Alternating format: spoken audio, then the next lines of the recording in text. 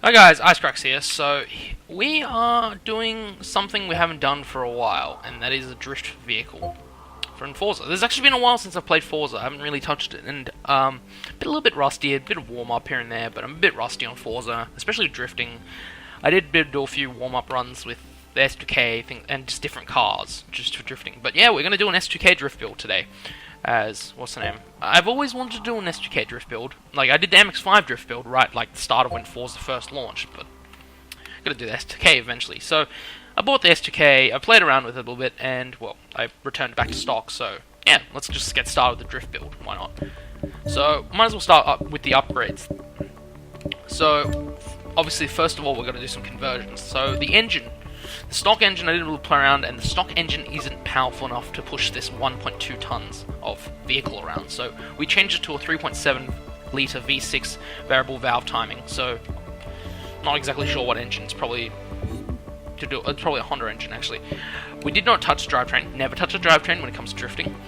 And we converted the aspiration to a positive displacement supercharger, just to get a little bit more kick out of it. Because I found the twin turbos, the power tends to spike a little bit, and then when it spikes, you tend to lose the rear end a little bit because it tends to wheel spin.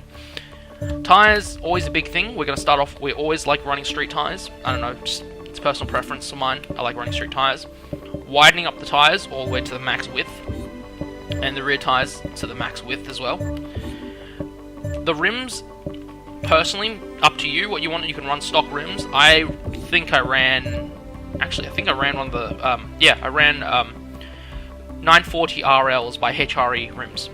So I ran those rims, so I've got those installed. But personal preference, all up to you. And I don't know, rims are a bit small, 17 inch, so I jacked the size up to 19 inch for both rims. Just as sort of a aesthetic choice, really. Paint jobs, just obviously just from Forza Paints, and they give you that. Drivetrain, clutch max, gearbox max.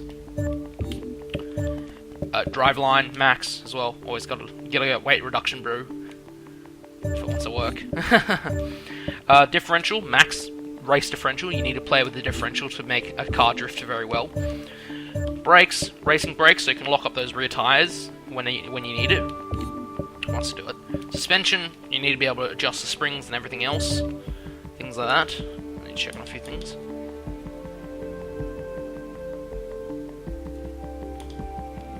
That was interesting. Just checking that. Anti-roll bars, race. Gotta do that. Anti-roll bars, again, race. Roll cage, optional really, but might as well stiffen up the car a little bit so it doesn't tend to roll over. And weight reduction, bro. You need to have the weight reduction so you get the light as hell car, so you can get a lot of power pushing the car around. Engine. For this one, I realized, even with 3.6 litre, this wasn't enough power and torque to push the car around, like, as a drift car, so I had to max out all the engine upgrades for some, just to get the car to go, like, fully at its best pace. I don't know, people can run on low power, like, I prefer, like, a decent amount of power to push the car around. That's really personal preference, like, just get all the power upgrades here and there, things like that. Basically get all the power upgrades, and then the tuning part is where it comes very key. So yeah, good old Forza not wanting to load. I think that when they introduced the micro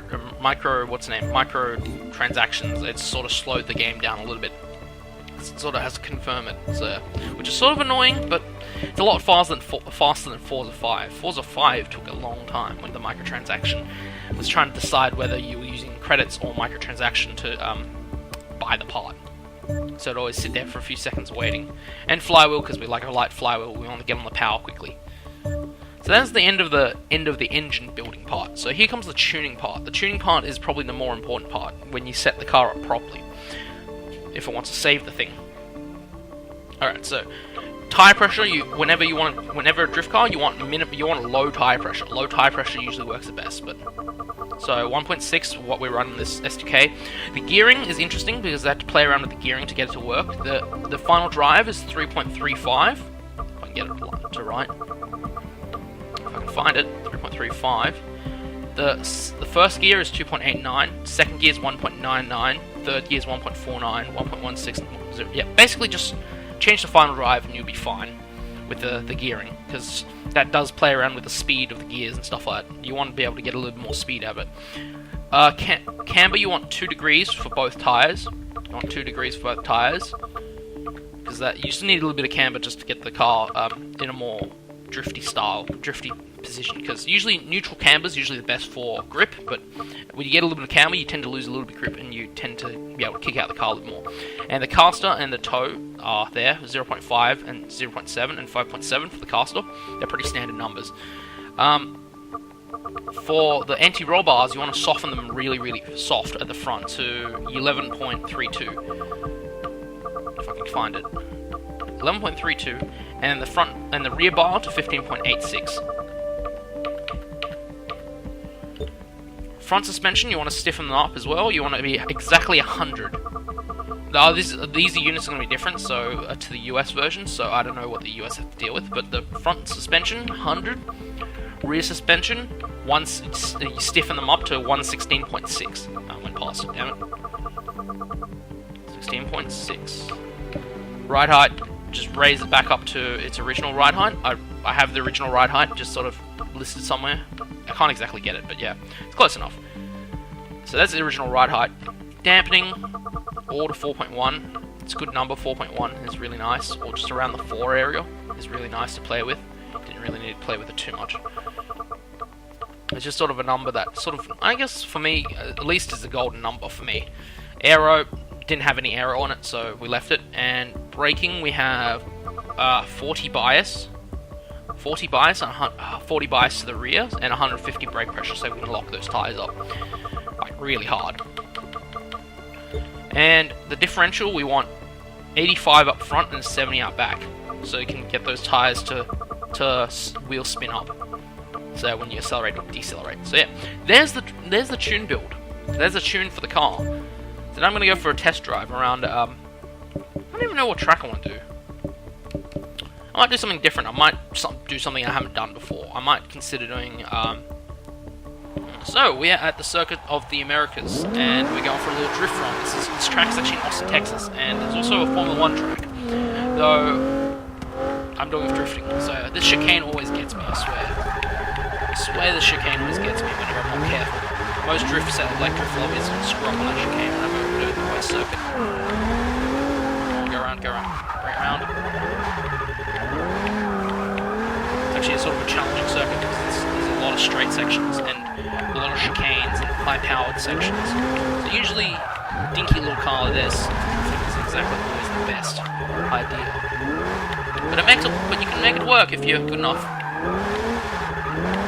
If you can make it work, then it's good. Other than that, it's very challenging. So, cross the corner a little bit. Oh, don't go off track. 15k, not too bad for that little first section. And thanks Xbox for recording it. Drop a third gear real quick. Oh, tail's trying to be not being nice. The car's not being nice. Going a bit too slow, I think.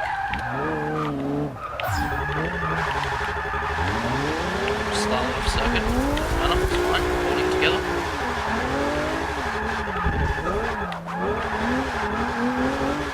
Around in here. Wow, that's actually the first time I've dropped into second gear to drift this car, funny enough. Actually a bit of a challenge. Hold this car together. Just hold it on this circuit well is a bit of a challenge.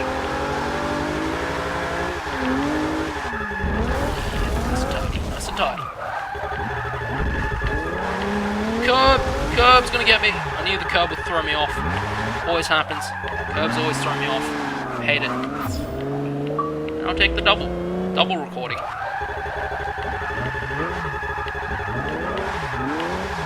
Oh, curb. Damn it, curb. Sideways. Yeah. There's a quick drift lap of the circuit, and I'm gonna park it right here. And locks up. But yeah, I hope you guys enjoyed the episode. That was a fun little car setup. I realised most short wheelbase cars tend to be more of a challenging drift car to set up and a challenging drift car to use, as they have a shorter wheelbase and they tend to slip out a lot more. and tend to change directions a lot more. But yeah, I hope you guys enjoyed the video. The drift build will be in my like file share it's called S2k drift build under my name, obviously. You should find it there. So I hope you guys enjoy the episode. Icecracks out.